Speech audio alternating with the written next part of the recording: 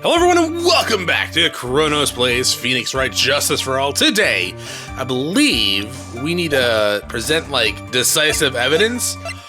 I'm not really sure what that evidence is. I should probably reread some of the testimony again, right? Yeah,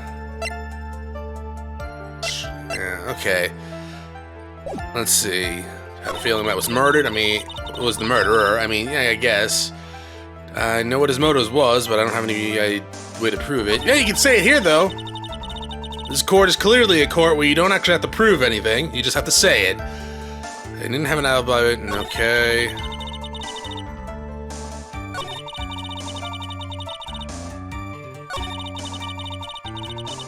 Didn't they say there wasn't a fight, though? Right? Something like that? Let's look at this. Yeah, he was choked. He was choked and then stabbed. Yeah.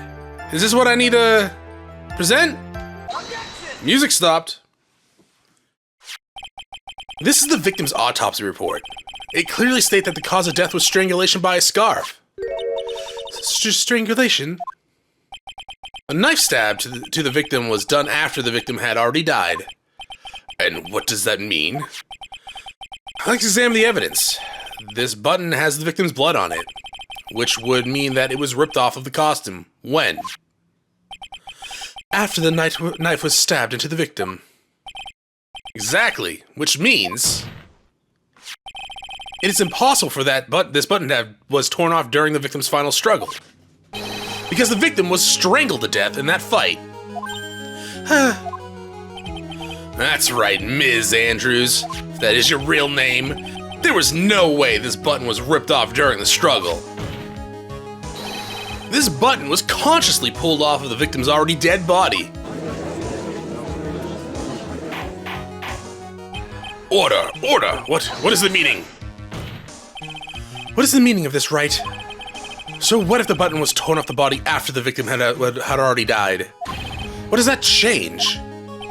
Let me ask you one simple question, Mr. Edgeworth. Why was the button torn off? What purpose did that serve? What purpose?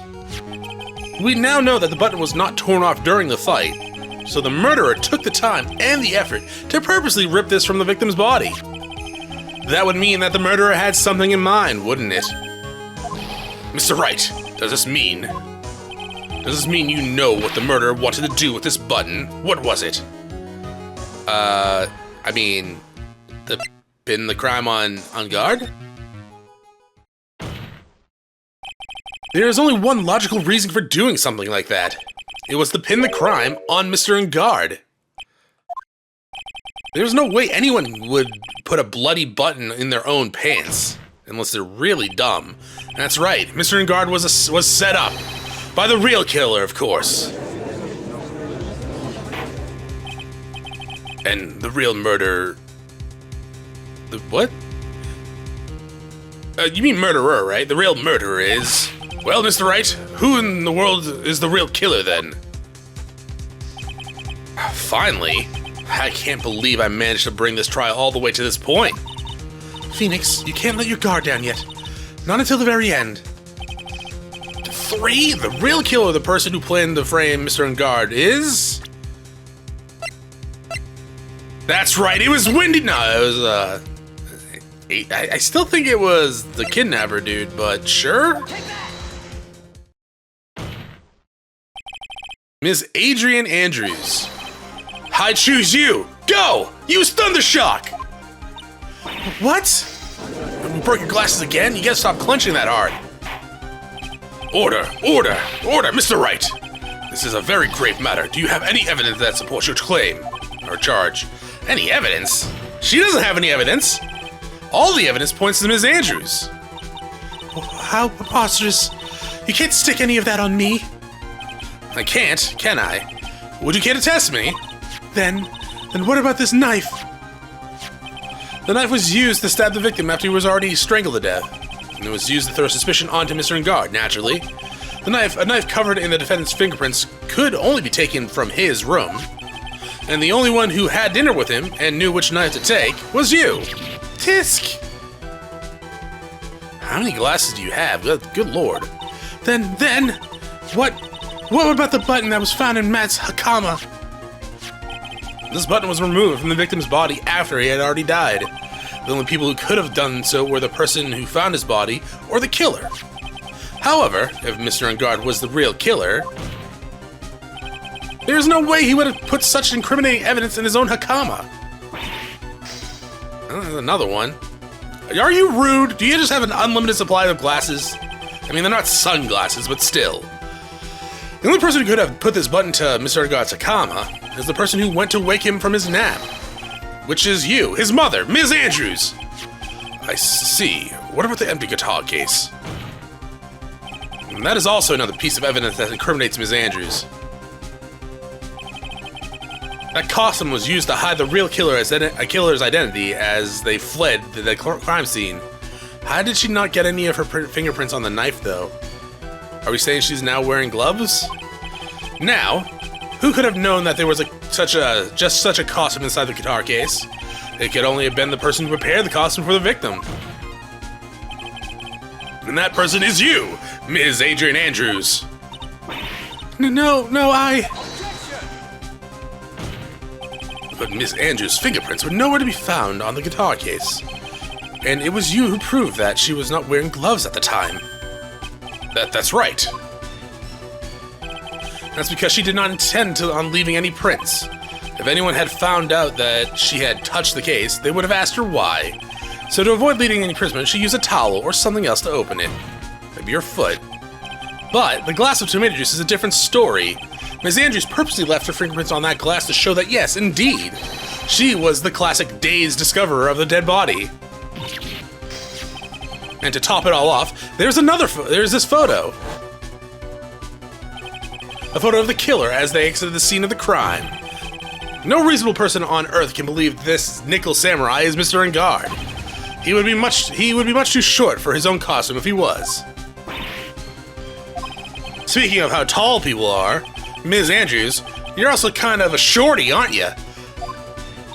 Please, stop. Well, how about it, shorty? I've got her this time. Miss Andrews. I refuse to testify.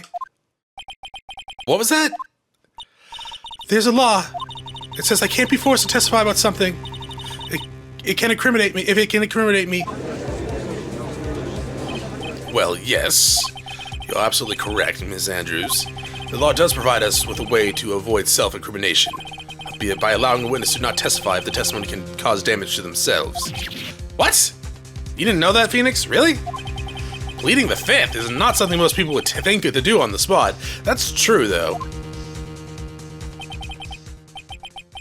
Well, no, that's not true at all. Sometimes people plead the fifth because they're just dumb. Actually, thinking back to yesterday in Mr. Engarde's room... Adrian Andrews. Yes? Think hard about what we just discussed.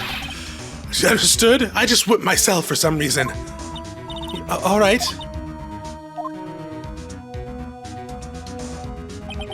That's it. That's when Francisca planted this idea into her head. She must have told Ms. Andrews to not testify if things look bad. You did a good job proving everything up to this point, Phoenix. But there's still one thing you haven't done. Something I haven't done? What's wrong, Wright? Are you finished already? Run out of evidence?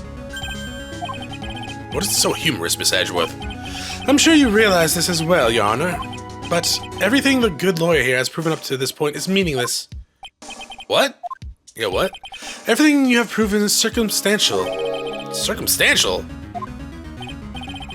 Yeah, circumstantial. You have yet to provide a single piece of definitive proof. Proof that Miss Andrews did, in fact, harbor a wish to murder Mr. Kurita.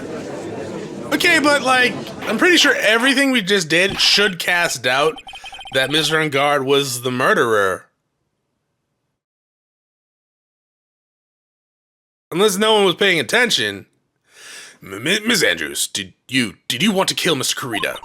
I believe this may lead to me lead to me incriminating myself, so I will abstain from answering. So yes! But Miss Andrews, if you do that, it would be the same as admitting your guilt, don't you think? Maybe so, or maybe not. There's nothing to prove it either way.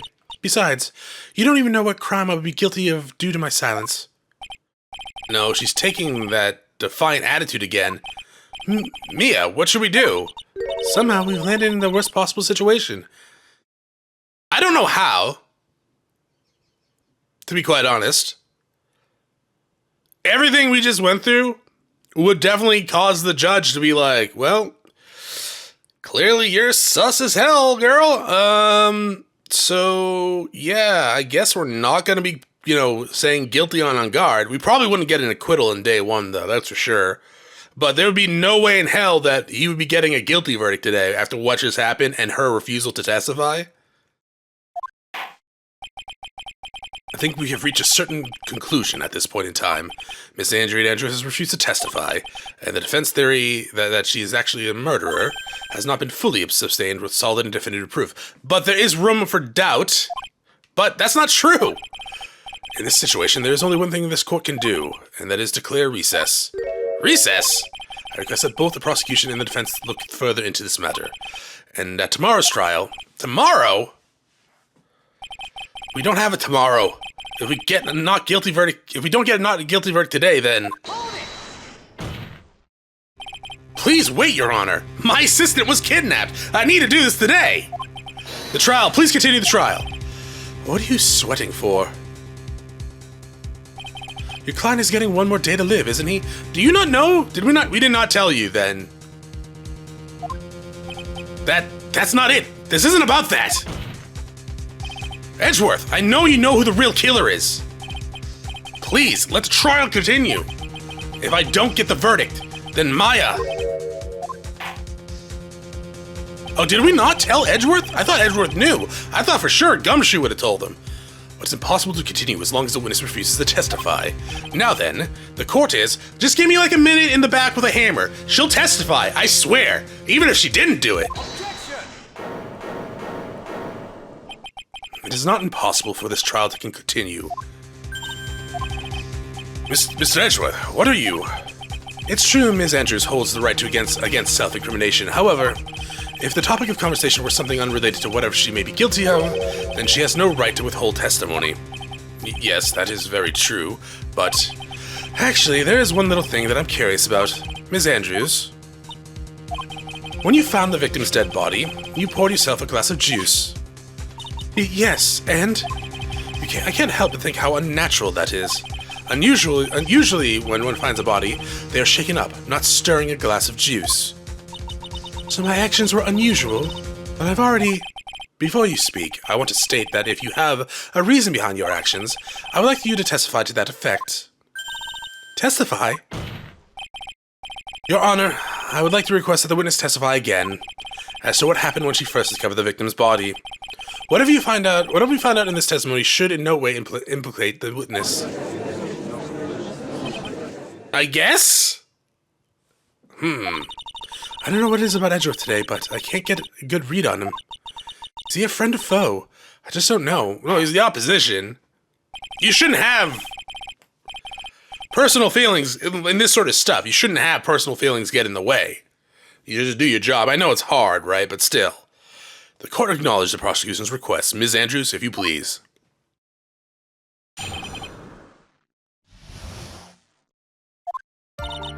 That glass of juice, I didn't really pour it for myself. I was surprised when I walked into the room and saw it in that messy state. And he was sitting slumped over and tired-looking in the corner.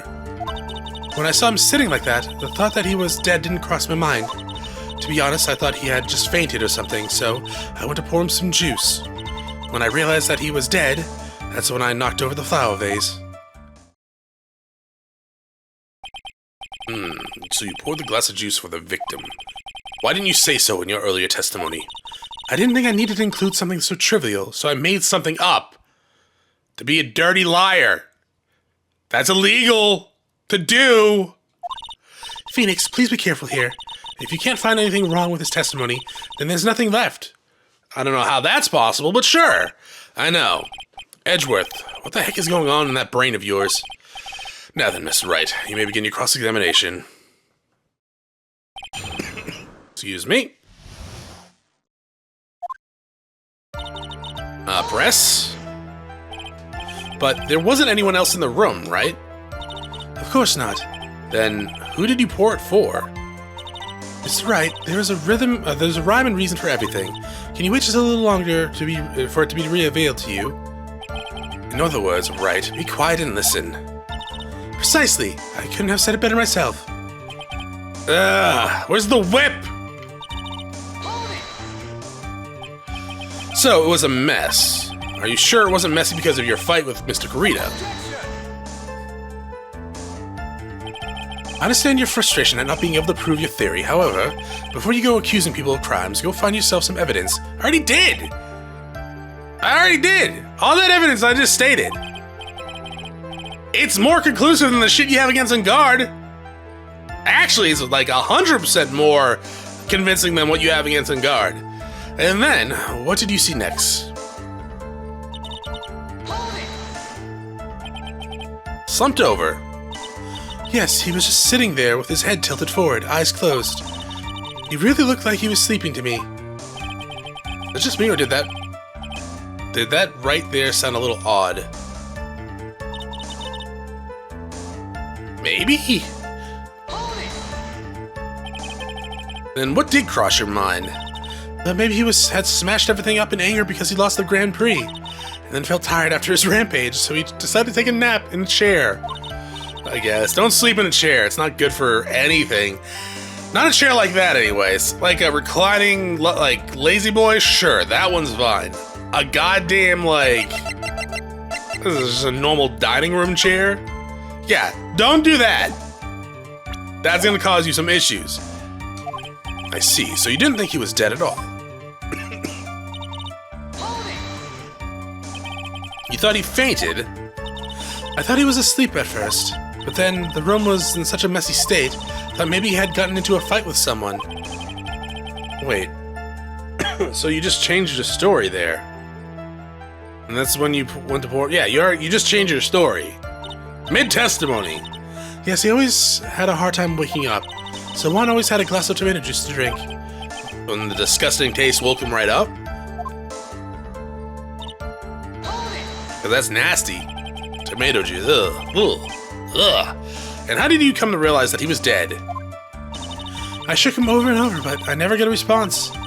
So I set the glass down on the dresser and tried to take a pulse. I was shocked and staggered backwards.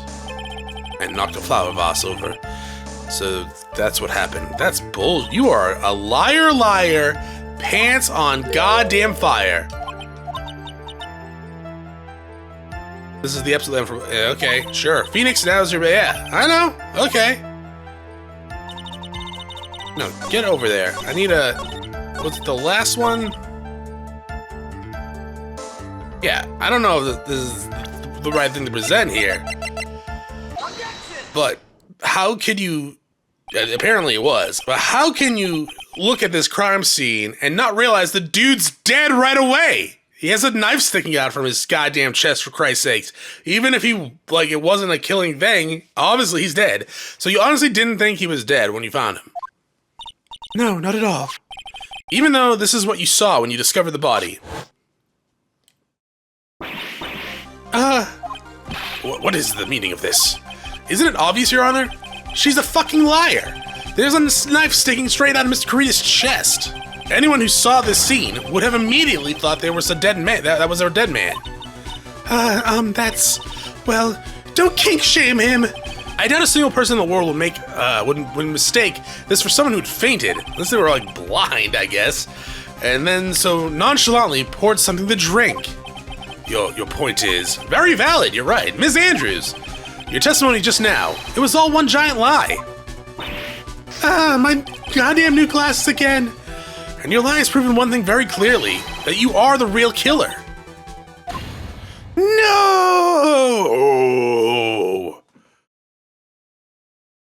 Calm down, Vader. It looks like the defense has somehow brought the ugly truth to light. The defendant, Mr. Engarde, is not guilty after all. Hey, gavel! Gavel that thing! But That's impossible. You're wrong. Ms. Andrews, try to have some composure. It wasn't me. It wasn't me, I tell you. It was Matt. I swear it. He's the one who killed Juan. But you were the one who refused to testify, and your reason for doing so was that you might end up incriminating yourself. That's because... Ms. Andrews, I will give you one last chance. What exactly are you hiding that may incriminate you?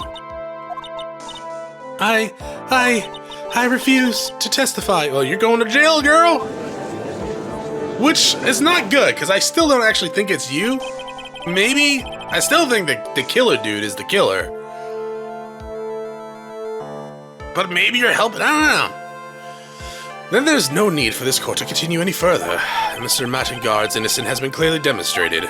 Is it over? Have we found the truth at last? I don't think so. What's wrong, Phoenix? Usually the real killer confesses his or her guilt. And now that I think about it, this is the first time someone hasn't. Now then, I would like to hand down my verdict for Mr. Engarde. God damn it, Edgeworth. Your Honor, the prosecution feels that it would be premature to pass down a verdict at this time. What? The reason is quite simple. The witness has yet to speak the absolute real truth. But like, she keeps refusing to, dog. The absolute real truth. Also, the amount of time she has lied on the stand, she should be held in contempt. What are you? Witness, don't you understand yet? Huh? I don't know who planted this silly idea in your head, but as long as you protect yourself through your silence, Engarde will go free, and in his place, you will become the guilty party. That's a lie! I don't believe you! What? I was told if I spoke, then it would be all over, and Matt would never be declared guilty. What in the world is she talking about? Yeah, what are you talking about? Has she lost it? I can't speak about it. I'm too scared. It's Franziska von Kammer. Huh? Don't you remember? Phoenix? Ms. Andrews lives by gripping tightly onto the words of others. Because she doesn't have the strength to believe in herself. Then right now, Ms. Andrews is... Yesterday, she was tossed a lifesaver by Ms. von Kammer. Don't say a word, no matter what happens. If you do, Matt will be acquitted. Ms. Andrews undyingly believes in those words right now and is clinging onto them. Then what should we do? This is the first time I ever come across anything like this. But Ms. Andrews has to be the killer, right? All we have to do now is get our not guilty. That's my only priority. It wasn't me. I'm begging you. Please believe me. I didn't kill Juan. Help. Please, someone help me. I mean, you can help yourself by testifying. Mr. Wright. Yes, Your Honor? The court can't continue on like this. Therefore, I'd like to hear what you intend to do. What I intend to do? What am I supposed to do? What am I supposed to say? Right, I suggest you think very carefully about this. Think about what this witness did and what she did not do. And think about who the real mastermind behind this crime. Think about who is the real mastermind behind this crime, yeah. Who the real mastermind? Isn't that obvious? There's no one else it could be except the woman crying over there, right? Come now. What will you do? What kind of man are you, Mr. Wright? Force Andrews to testify, request a not guilty verdict.